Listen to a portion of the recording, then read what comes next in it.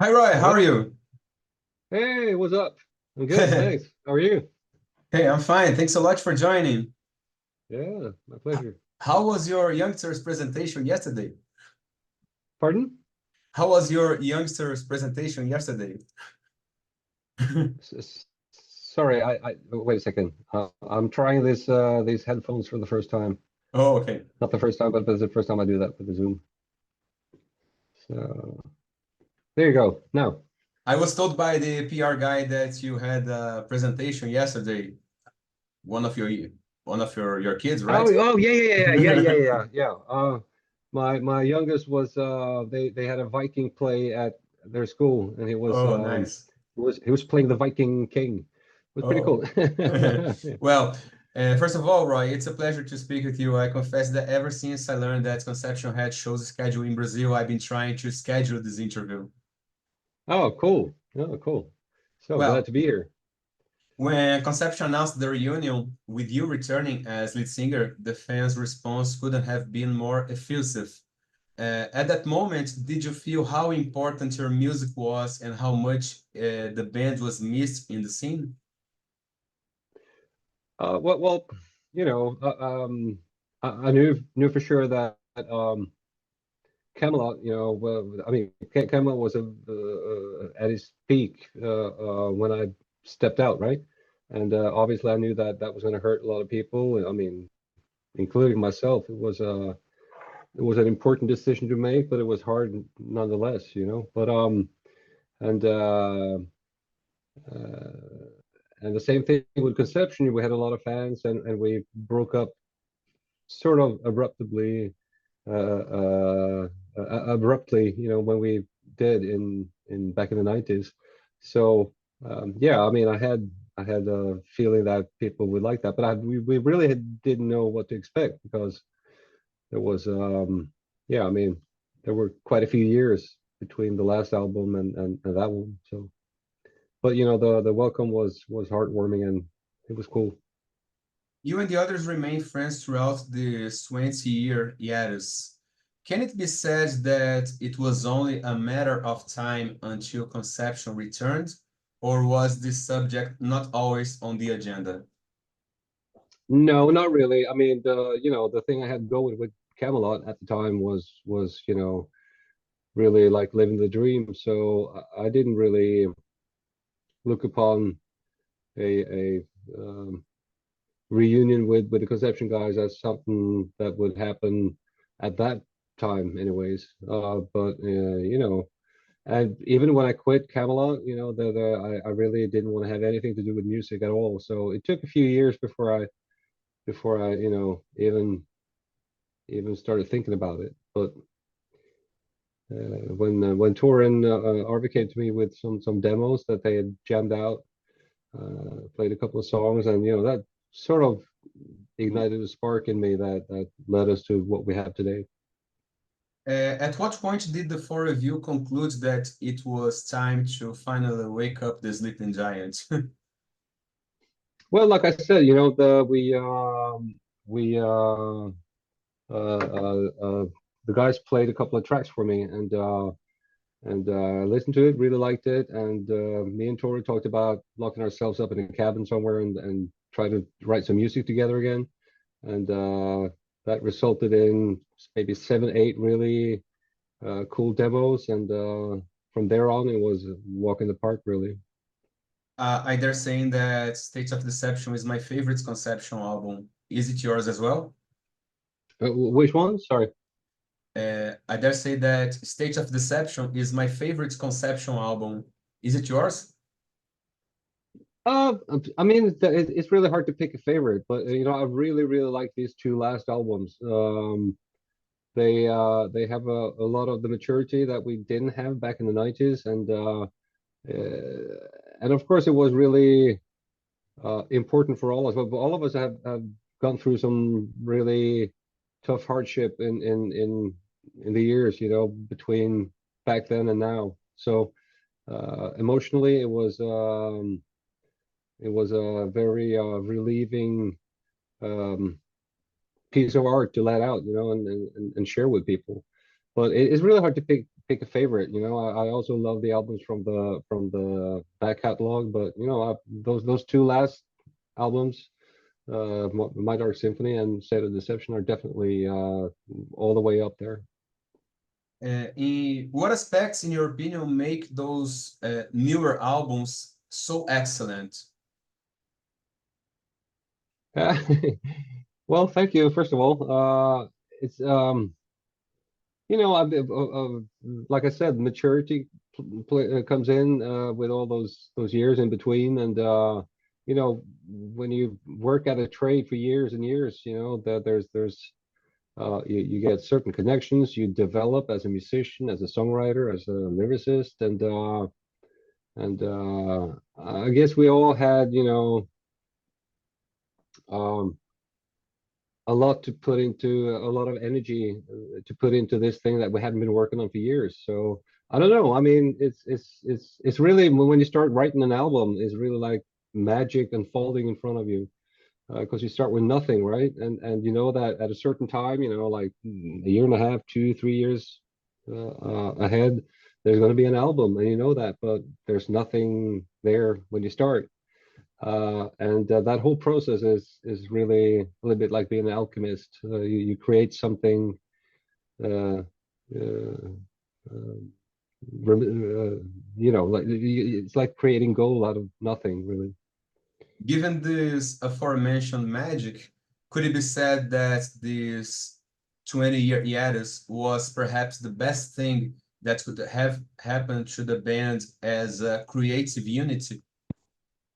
Maybe, yeah, yeah. I mean, I sure would have liked not to have, you know, the hardship and turmoil that I had in my life, but uh, uh, I'm sure that, you know, all these years was a big part of how these albums came out. I'd like to propose a brief analysis of Conception's previous discography, the 90s albums. Uh, Yeah. a word or phrase to define each of the first four albums. Can we do that? So sorry, one more time. I'd like you to define each of the 90s albums with a word or a simple phrase.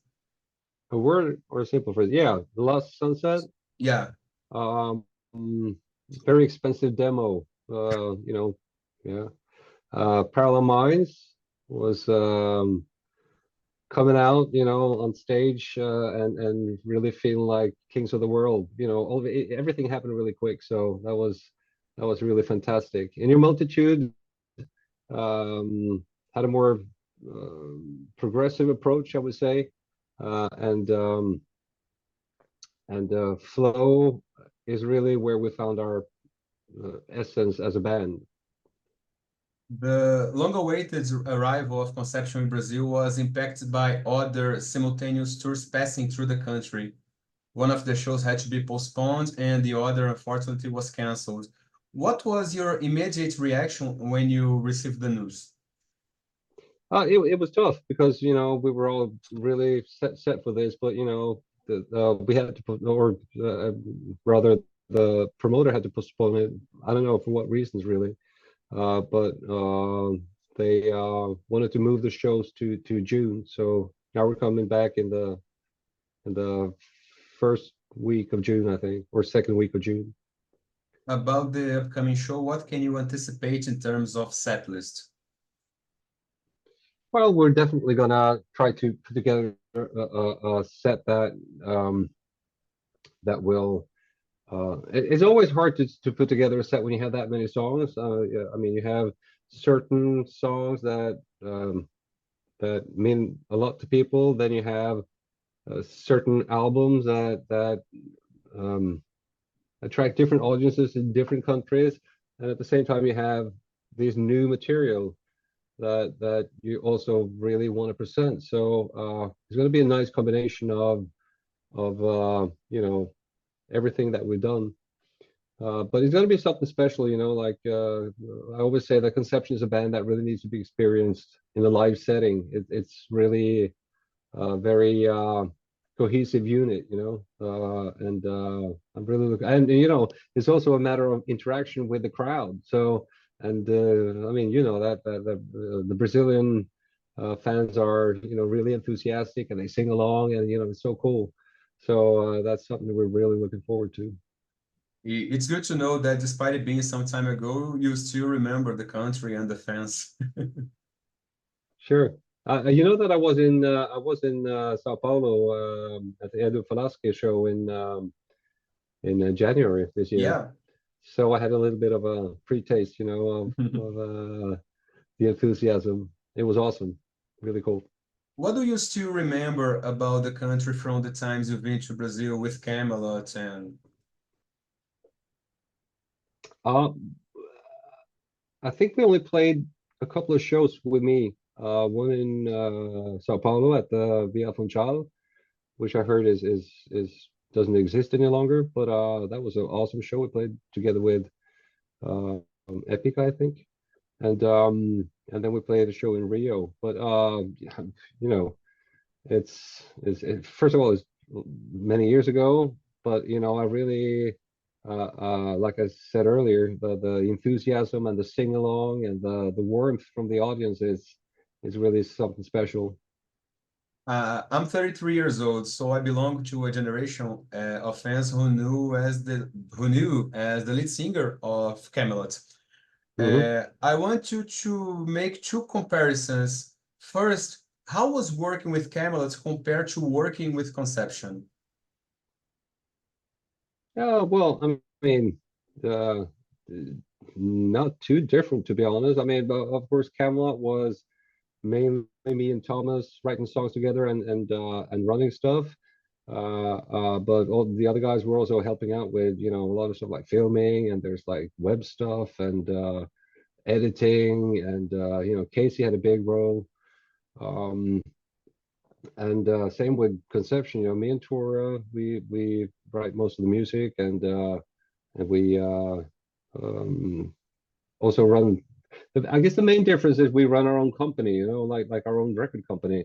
With Camelot, we had record deals and record company behind us, whereas with Conception, we do everything ourselves, which is very hard, a lot of work, but you know, also a lot of freedom. When you're signed to a record company, is there more pressure when it comes to dates and musical style and deliverance in general?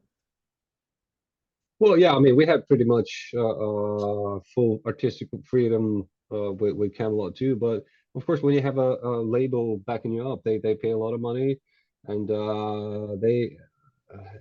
I mean, you feel more obligated to follow certain deadlines, and you always have to think about the fact that uh, they always judge you on the last album, right? So it needs to be somewhat in the direction that the company of what the company expects. But you know, both bands have always had full artistic freedom. In 2014, you stated that you had suffered a burnout and decided to quit Camelot to prioritize your health and your family. Looking Mhm. back, what caused this mental exhaustion? Oh, it was a variety of many things. Me leading my life in a really bad way too much work. I had a family, and I was away half of the year. I wasn't really there when I was home either. You know, I was living in this Camelot bubble, and I gradually felt more and more like these two personas were ripping me apart, like this stage persona or Roy Collin, you know, the artist, and me in private, and being a husband and a father and everything. And I had this severe breakdown during the summer of 2010 where I had 6 weeks where I almost didn't sleep, and yeah, that was hard. It was tough, but uh, yeah, it was a very good decision to leave the band at that point. Although, of course, it was difficult. In an agreement with Thomas, they would not announce your departure in case you recovered and changed your mind. That didn't Hmm. happen. What made you decide that your absence from Camelot would be permanent instead of temporary? When did I decide? What made you decide that your absence from Camelot would be permanent instead of temporary? I just felt that that was a life that, you know, at the time uh, where like 2 weeks before we were releasing Poetry for the Poison, I had this long summer with almost no sleep behind me, and I just felt like a complete wreck, you know. I really felt like going crazy, and you know, to some extent, I was. And I actually already then decided that, you know, I'm not going to do this anymore. Just thinking about going to the airport was making me physically sick. It's like, you know, have these shows on TV like Idol and The Voice and you know, the Eurovision Song Contest. I couldn't watch them. I could not bear seeing people on stage. So that was uh, it was just a life that I felt that I'd already left behind when I told the guys the first time that, you know, this ain't gonna happen anymore. In what ways did joining the church and working there help you get back on track? That's hard to say. Um, I don't know if that was I mean that it was a job, you know. It was definitely something for my ego though. Like you know, I came from Camelot, you know, being on stage in front of tens of thousands of people at some points, and then I started this youth club in at my church, and the first night we had two people, and I was like, "What? This is different." And then that developed to you know a pretty large group of youngsters that came in every second Friday, and it was a cool thing. But you know, it was really hard on my ego to begin with. But you know, that's probably something I needed. What's your relationship with faith today? Yeah, well, I mean, it's a difficult question because I mean, I still go to church now and then, which is not really crucial in my opinion. I mean, I have you can have a relation to God, whatever that means, you know, like different people have different definitions of what God is, and it's really hard to discuss it, but it's definitely something that is always there at the back of my head, you know, like not a audible voice, but you know, I'll keep debating, A higher you know, power. within myself. Yeah, yeah, yeah. You know, it is called belief for a reason, you know. I mean, I can't really know for sure. What I do know for sure, though, is that belief helped me through some very difficult times, and I have a very clear sense of something out there reaching out to me, you know, in this period of you know, depression and despair. Do you have in your plans to release an album or some music linked to this belief? Well, I did this one song, you know, for all that I've released during Easter in 2018. But it's not like I have a big desire to release a full album, but you know, if it happens, it happens. I have a couple of songs that are you know, clearly in that direction, but it's also not like I don't include, you know, those thoughts in present lyrics. You know, there are definitely hints to my faith in certain songs. Today, despite the outcome, what is your evaluation of your work with Camelot? Oh, I had a great, I mean, Camelot, the Camelot years where, you know, you know, I came into Camelot at a point where the band was, you know, it was not a big band.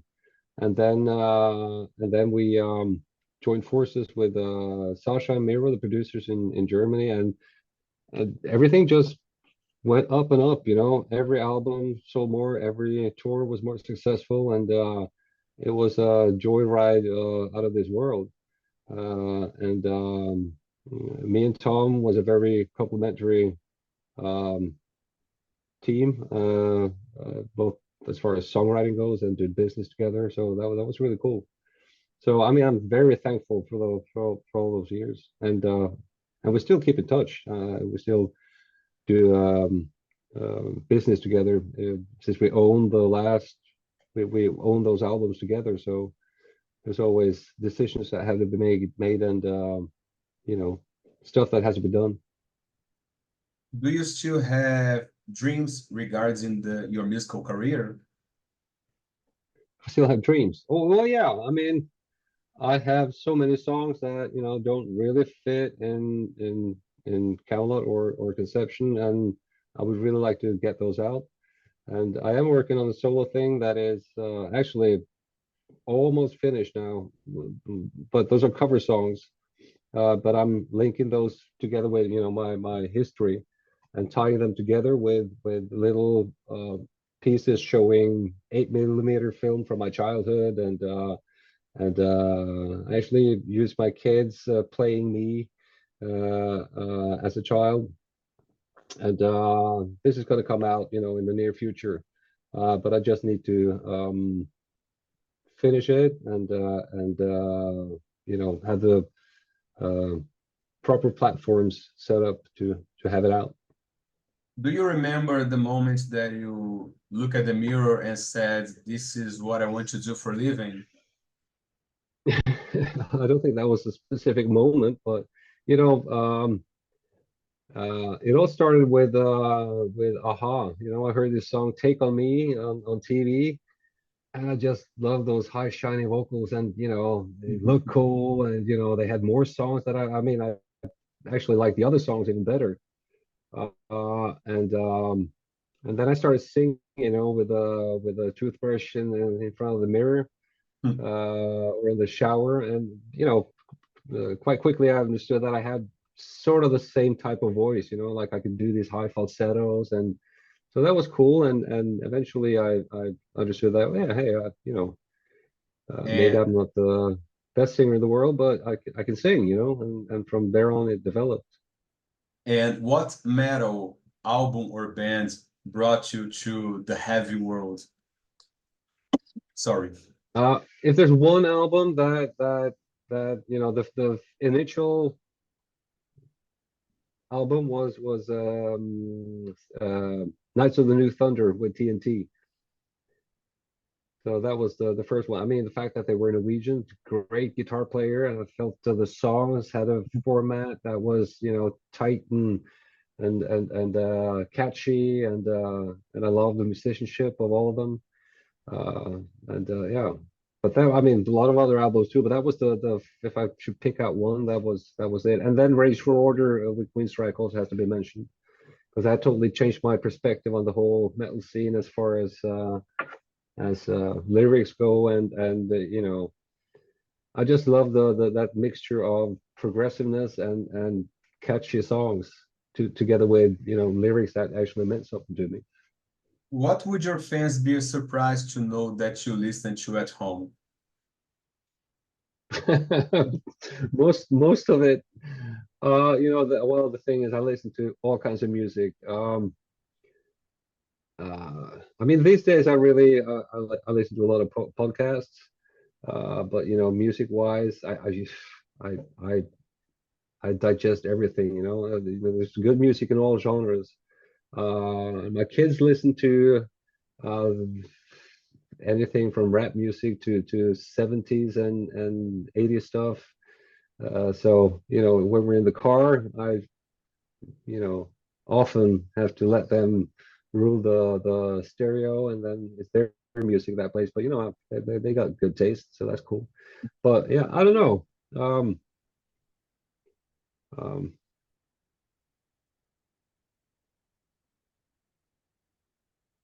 I mean, I have a list with pop music where I'm sure a lot of the songs people would go, what, are you serious? But there's like I said, there's good music in all genres. Do you think heavy metal could or should learn from other styles of music to broaden its frontiers? I think a lot of people do. I mean, there's a lot of metal bands I mean, I think it's quite common that metal musicians listen to a wide variety of music, and certain bands stick to the the true metal formula, but other bands really incorporate all kinds of styles like folk music and jazz and yeah, like you name it. So I And think that is done. But I mean, there can always be more, of course. I guess there will be. you spoke about a forthcoming solo album of Mhm. covers. I mean, did you mean covers of artists that inspired you, or covers of songs that you made famous already? Oh, okay. Well, this first thing that I'm going to release is it's not an album. It's going to be like a web concert thing, like a streaming thing, where I, release maybe one and one song. I don't know how it's going to be done, but the theme is my first. So there's going to be like the first song I ever remember hearing when I was a child. There's going to be the first song that I ever sang in a microphone. There's going to be the first song that I did with Camelot. There's going to be, my Mhm. first. That's the theme. So, and then I tie it Interesting. together with these little film pieces, to sort of make a red line and try to tell a story with these songs. What else does 2024 and beyond hold for you? Sorry, come again? What else does 2024 and beyond hold for you? A solo Oh, I don't album, know. forthcoming shows? Mm, Is Conception already working on new material?